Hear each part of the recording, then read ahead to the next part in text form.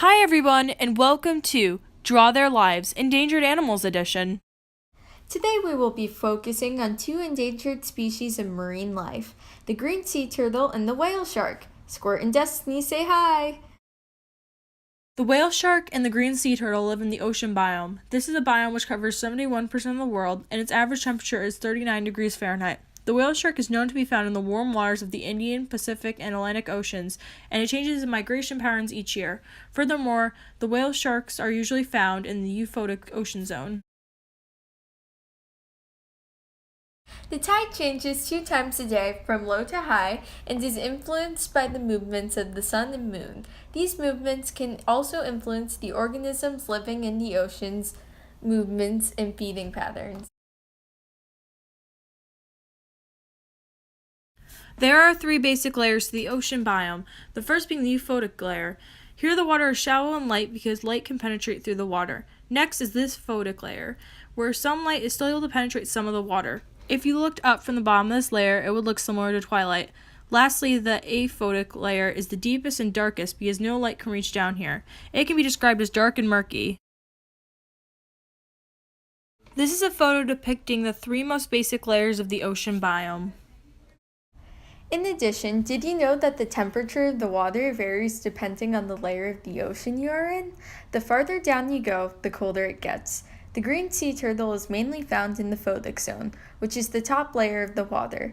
This is because the species can breathe in both land and water, so it comes up for air a lot. The photic zone, being very close to the surface, allows it to do so.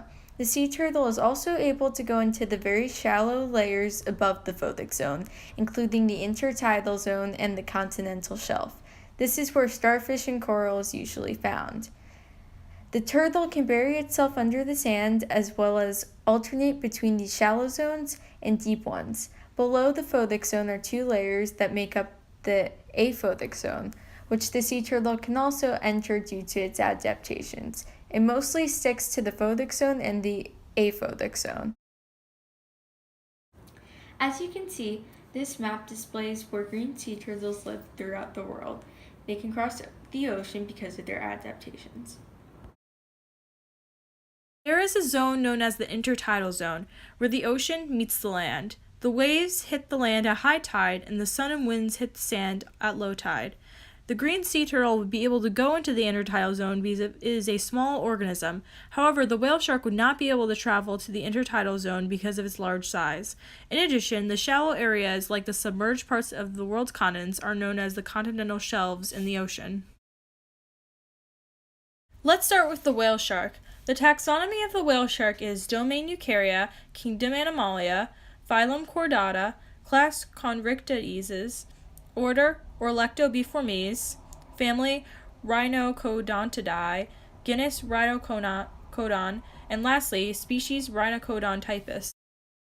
The photograph shows a whale shark opening its mouth to filter feed and also shows how large the whale shark's mouth is. This is a photograph of a whale shark from the side. As you can see, this photo truly shows how large the whale shark is and its size compared to humans. And now we present amazing facts about the whale shark. The whale shark is the largest shark in the ocean, growing to a maximum of 65 feet long and weighing over 10 tons. That's more than 3 times the size of the formidable great white shark. It also makes the whale shark the largest fish living today. Unlike great whites, however, the whale shark's 3,000 teeth are tiny, and they do not use them to tear apart mammals. As for the green sea turtle's taxonomy, domain Eukarya, kingdom Animalia, phylum Chordata, class Reptilia, order Testudines, family Chelonidae, genus Chelonia, and finally, species Midas. The green sea turtle can also be called the Chelonia midas.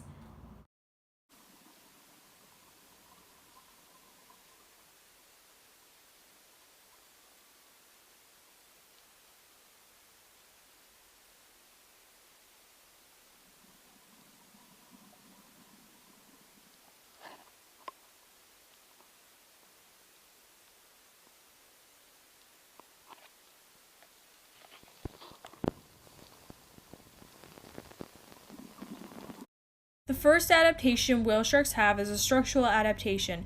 Did you know that the whale shark's mouth can be up to 5 feet wide? This is a way to compensate for their small gullet, which only allows them to eat small zooplankton, tiny fish, jellyfish, etc. They need such a large mouth to survive in their environment because as creatures that can grow up to 65 feet long and filter feed, they need to sustain themselves with enough food. Their environment, the ocean, is rich with small organisms they can eat. So by having a large mouth, they can filter feed and sustain themselves. They filter feed by drinking in water and small organisms and then filter out the water with their gill slits and plates, leaving only the food. This diagram gives you an inside look inside the whale shark's mouth, depicting the process of water coming in and out thanks to the gill slits and plates. A well-known adaptation of the green sea turtle is its hard shell. Regular turtles or tortoises are known for having the adaptation of their shell allowing them to hide from predators by retracting into their shells. For sea turtles, this is not the case. Their shell allows them to swim with ease, but also gives them protection from predators. Although they can't hide in their shells, it allows protection from harmful creatures and other harmful things as well. For example, if they swim into a rough piece of coral, there's a good chance it will hit their shell and they will not be affected. Think of it as the turtle's armor, a warrior in the sea. This picture shows the green sea turtle's rough hard shell that protects it from predators.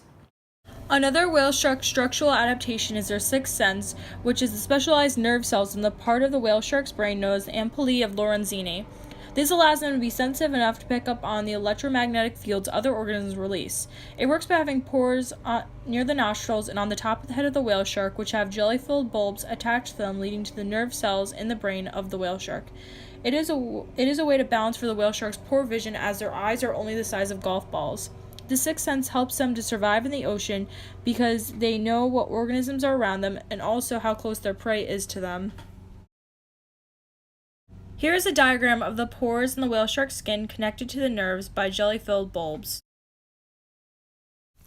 Another structural adaptation of the green sea turtle is their flexible paddle-like limbs. If you've ever been swimming, you know that you have to pull the water with you to stay afloat or in motion. Well, it's the same idea with the sea turtle. Their flexible limbs allow them to curve the water in the desired direction, allowing them to swim with ease and push themselves forward without a problem. This is necessary as the turtles have many predators after them and need to be able to swim fast to get away. This picture shows the adaptation of the green sea turtle that displays its paddle-like limbs.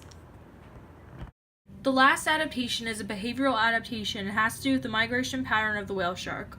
Although the exact migration pattern of the whale shark is unclear, some researchers have found that the whale shark seems to migrate based on where plankton blooms. This would make sense and also relate to survival of the whale shark because it has to feed on tiny organisms and plankton is one of their primary prey. Therefore, it would make perfect sense to migrate towards where their food is in surplus. Here is a map of the migration routes of the whale shark and also spots where some populations live seasonally. A behavioral as well as physiological adaptation of the green sea turtle is that it is cold-blooded.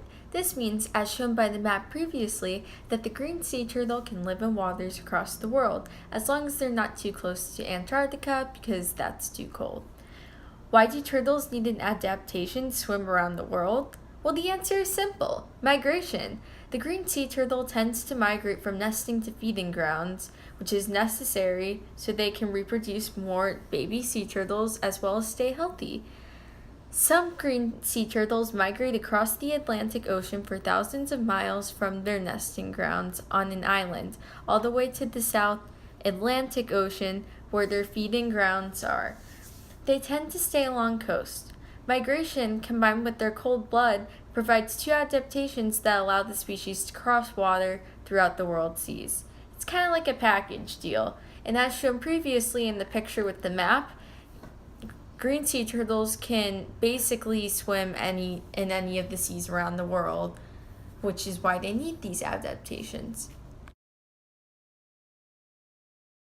This map shows the temperatures of the oceans throughout the world, which, if you line up with the map from the beginning, will show you why the adaptation for cold-blooded sea turtles works so well.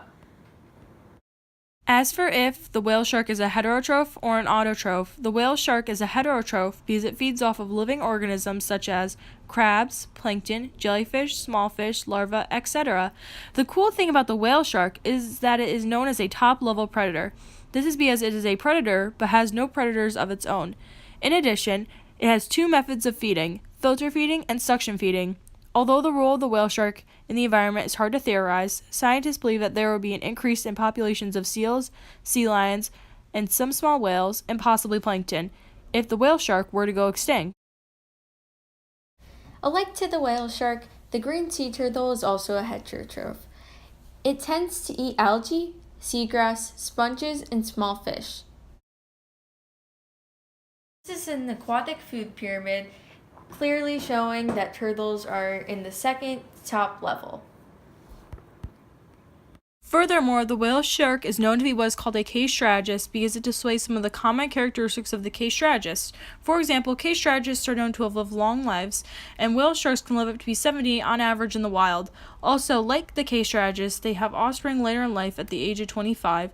They are largely cage strategists as well, being as long as 65 feet.